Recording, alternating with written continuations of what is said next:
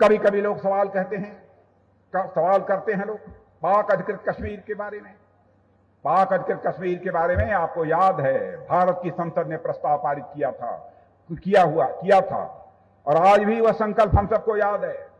पाक ऑक्युपाइड जम्मू कश्मीर यह भारत का हिस्सा था, है और रहेगा। हम इसको मानते रहेंगे बहनों भाइयों, उसे हम कभी भूलेंगे नहीं, कभी हम उसे भूलेंगे नहीं। ये कैसे हो सकता है? शिव स्वरूप बाबा अमरनाथ हमारे यहां हों और मां शारदा शक्ति स्वरूपा एलओसी के पार हों। बहनों भाइयों, यह बराबर है, यह चीज हमको सालती रहेगी। लेकिन मैं कहता हूं कि पाकिस्तान को ऊपर वाला सद्बुद्धि दे।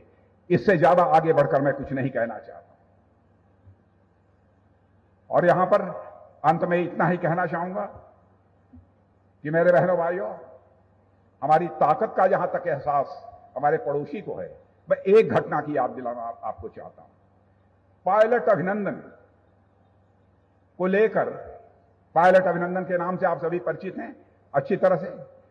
पायलट अभिनंदन, जिस समय उनका हवाई जहाज वहां पर गिरा था, फाइटर प्लेन, और वह पाकिस्तान ने उनको बंदी बनाया था, जानते हैं वहां के फॉरेन मिनिस्टर ने पाकिस्तान की जो नेशनल असेंबली है उसमें खड़े होकर कहा कि मुझे यह बतलाया गया है कि हमारे आर्मी चीफ पाकिस्तान के आए थे और उन्होंने यह बतलाया यदि अभिनंदन को रात को 9 बजे के पहले यदि रिहा नहीं कर दिया गया तो भारत पाकिस्तान के ऊपर आक्रमण कर देगा। और उन्होंने कहा कि हमारे आर्मी चीफ के मस्तक के ऊपर पसीना हो रहा था, बहुत घबराए हुए थे। यह मैं नहीं कह रहा हूं, भारत की नेशनल असेंबली में स्वयं उनके फॉरेन मिनिस्टर ने कहा, और आज भी उसकी रिकॉर्डिंग मौजूद है, उसको निकालकर आप देख सकते हैं।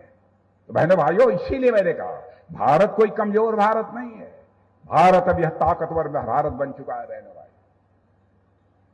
और हम सब भारत को और ताकतवर भारत बनाने में लगे हुए हैं। इंडो चाइना स्टैंड ऑफ जो कुछ भी हुआ, उसमें जिस तरीके से हमारे भारत के सेना के जवानों ने अपने शौर्य पराक्रम का परिचय दिया है, मैं दावे के साथ कहना चाहता हूं, बहुत सारी चीजें, बहुत सारी बातें यहां के लोगों को नहीं मालूम हो गई, लेकिन बहनों भाइयों, हमारे सेना के जवानों की जितने भी तारीफ की जाए वह कम है। और जिन लोगों ने अपनी शहादत दी है, मैं उनकी स्मृति में यहां पर मैं हृदय से मैं नमन करना चाहता हूं। यह हमको कभी नहीं मानना चाहिए। जब जब हमारे पर हमला हुआ है, सदैव हम लोगों ने अपनी दृढ़ता का परिचय दिया है।